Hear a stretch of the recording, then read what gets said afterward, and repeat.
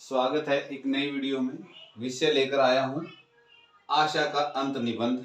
प्रिय विद्यार्थियों, ये विषय बीए फाइनल ईयर के छठे सेमेस्टर के विद्यार्थियों के लिए है। परीक्षा में ये क्वेश्चन निबंध के सार के रूप में पूछा जा सकता है, या निबंध का कथ्य या निबंध का कथानक क्या है, या आशाकांत निबंध का प्रतिपाद्य क्या है, या आशाकांत निबंध का भाव पक्ष और कला पक्ष क्या है। कई तरीके से एग्जाम में एग्जामिनर इस क्वेश्चन को पूछता है। प्रिय विद्यार्थियों, सबसे पहले आशा का अंत निबंध के लेखक हैं बाल मुकुंद गुप्त, और आइए बात करते हैं ये निबंध किस प्रकार का है।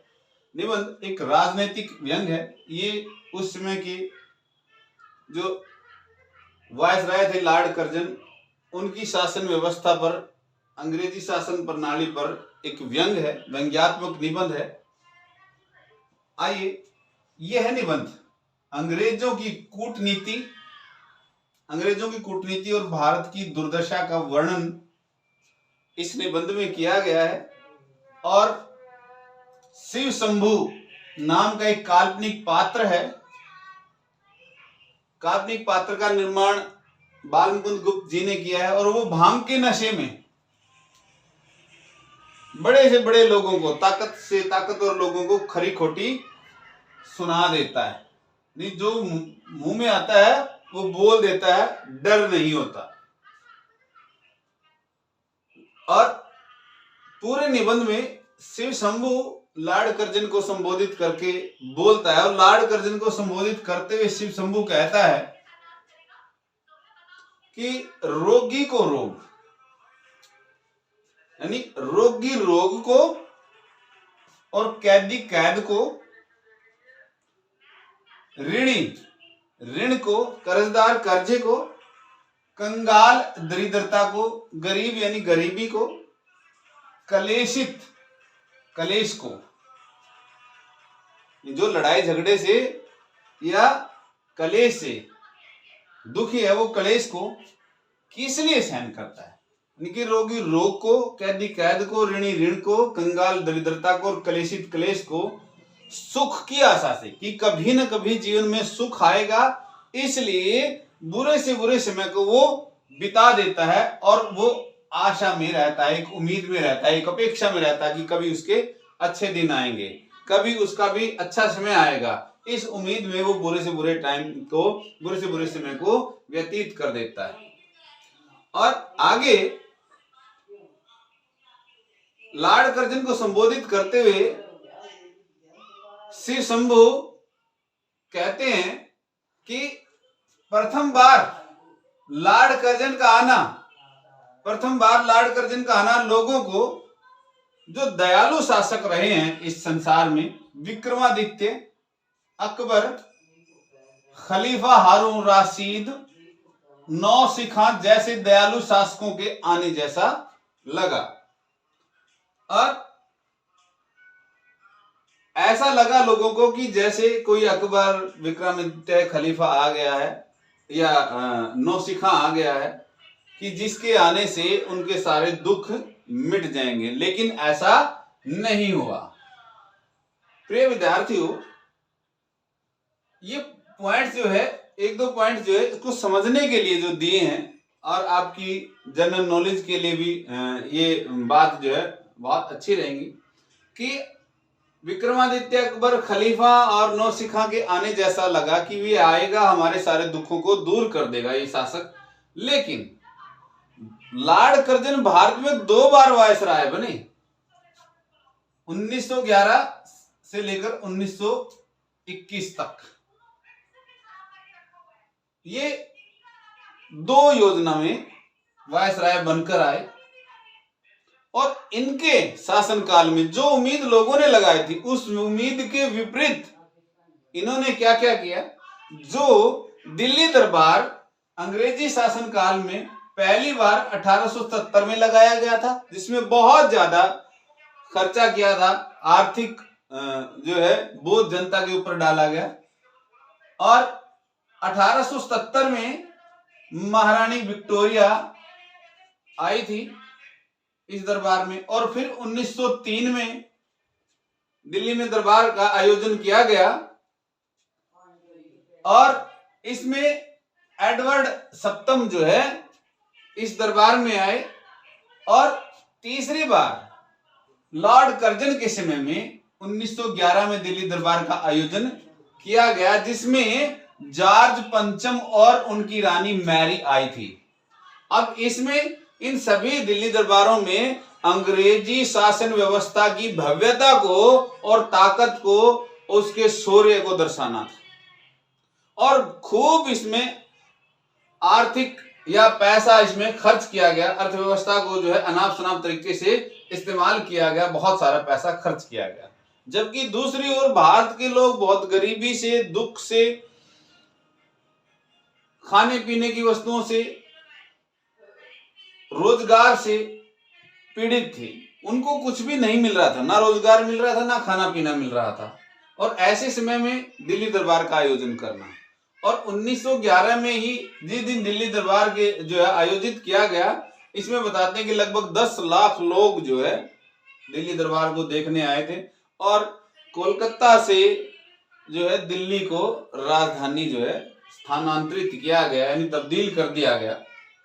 और उसके बाद शिव शंभू, ये पंक्ति सिर्फ इस निबंध को समझने के लिए है कि 1911 से 1921 दो योजना जो है वो वायसराय बने हैं और 3 दिल्ली दरबार हुए हैं, जिनमें 1877, 1903 और 1911, ये 1911 वाला लॉर्ड कर्जन के शासनकाल में हुआ है, जिसकी लोग उम्मीद कर रहे थे कि बड़े दयालु शासक आए हैं, लेकिन हुआ उसके विपरीत ही।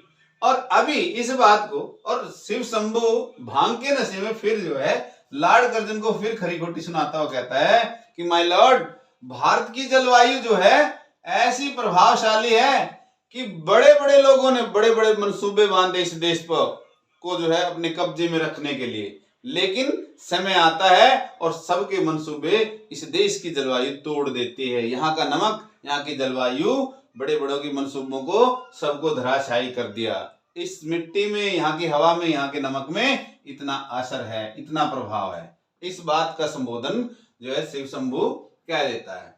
और फिर बताता है कि आपने जो है कलकत्ता म्युनिसिपल कॉर्पोरेशन से स्वाधीनता समाप्त कर दी, जो भारतीय लोगों को बहुत बुरा लगा। आपने अकाल पीड़ितों की उपेक्षा की, उसमें बहुत सारे अकाल पड़ते थे।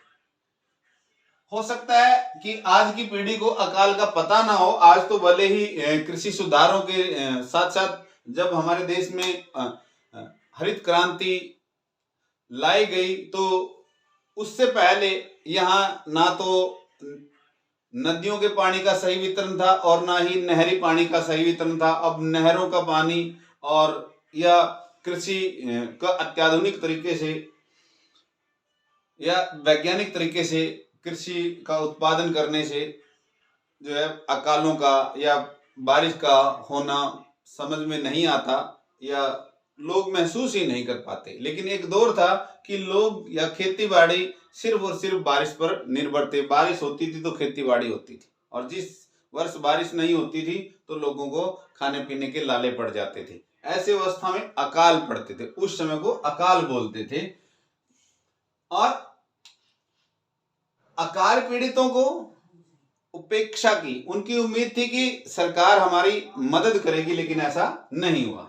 और सैनिकों की भर्ती की, बहुत सारे पदों की, इसमें 26,800 सैनिकों का जो है आंकड़ा बताया जाता है, जिसमें कुछ ही भारतीयों को ये पद दिए गए। लेकिन इसमें भारतीयों को बड़ा जो है बुरा लगा कि भी हमें जो है इस देश की सेना में या यहाँ की शासन व्यवस्था में भागीदारी नहीं है। और इसके बाद एक बड़ा निर्णय जो है दुखदायी निर्णय था, पार्लियामेंट के प्रतिनिधियों के बोलने पर प्रतिबंध लगा दिया गया और साथ ही भारतीयों को मिथ्यावादी, धूर्त और मक्कार कहा गया। अब ये बात भारतीयों को बड़ी बुरी लगी, लेकिन इस पे जो है आगे बोलते हुए कहते हैं शिव शंभु कि भारतीय भले ही बड़े गरीब हो, अभावहीन हो, लेकिन मिथ्यावादी नहीं है, वो झूठे मक्कार नहीं है। वो अपनी गरीबी का दोष राजा पर या शासन पर नहीं डालते, वो अपने काम पर, वो हमेशा यही सोचते हैं कि हमने शायद अच्छे कर्म नहीं किए, मतलब मेहनत नहीं की, इसलिए हम गरीब हैं। इस प्रकार का भारतीयों का सोचना रहता है। और शिव शंभु का कहना है कि अगर इंग्लैंड या अमेरिका को भारत की तरह 10 वर्ष के लिए पराधीन हो जाएं, तो उनको पता चल जाएगा कि पराधीनता क्या होती है। लेकिन भारतीय लोग जो हैं कभी भी मिथ्यावादी नहीं हैं, भारतीय लोग हमेशा ही कर्मयोगी रहे हैं। ये बात जो है धड़ल्ले से यानी जो है निडरता से शिव शंभु लॉर्ड कर्जन को रखता है। और आगे कहता है कि भारत जो है ये बात होगी मिथ्यावादी नहीं है, और आप भले ही आप बड़े बड़े महलों में रहते हो, लॉर्ड कर्जन को संबोधित करता कहता है कि आप बड़े बड़े महलों में रहते हैं और हम झोंपड़ों में भूखे प्यासे, लेकिन कभी भी राजा को या शासक को दोष नहीं देते और हमेशा अपने कर्मों का ही दोष निकालते हैं कि हमने शायद कम मेहनत की होगी, यहां हम उतना काम नहीं कर पाए। हम कभी भी किसी और को दोष नहीं देते। लेकिन आगे कहता है भारतीय विक्टोरिया और एडवर्ड के व्यवहार से लोग गुलामी को भूल गए थे, लेकिन आपके दुर्व्यवहार को के कारण जो है लोग जो है त्राहिमाम हो गए। आगे कहते हैं कि बड़ी विचित्रता, बड़ा आश्चर्य की बात है माय लॉर्ड कि ना भारतीय आपको चाहते हैं और ना भारतीयों को आप चाहते हैं, लेकिन बड़ी विचित्रता है आप दूसरी बार बनकर वायसराय बनकर भारत देश में आ गए। प्रिय विद्यार्थियों, यहां तक की जो बात थी इन पॉइंट्स में, ये हमने भाव पक्ष यानी निबंध का सार की बात की है। इससे नीचे जो है अब यहां बात समाप्त हो जाती है और शिव शंभु के भांग का नशा बार बार ढीला पड़ रहा है, मतलब वो कम हो रहा है। इसके बाद यहां निबंध समाप्त हो जाता है।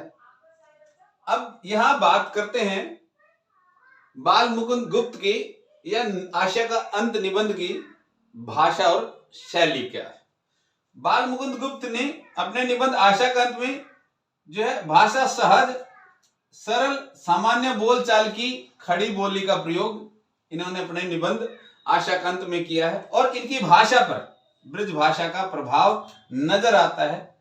बहुत सारे अंग्रेजी के शब्दों का प्रयोग किया है या प्रयोग मिलता है, उर्दू के शब्दों का प्रयोग भी इनकी भाषा में मिलता है, आशा का अंत निबंध में मिलता है।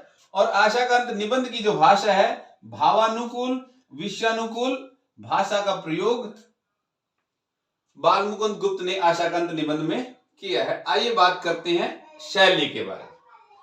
आशा का अंत निबंध में व्यंग्यात्मक शैली, भावात्मक शैली, विवरणात्मक शैली, विश्लेषणात्मक शैली, वर्णनात्मक शैली का प्रयोग बाल मुकुंद गुप्त ने अपने निबंध में किया है।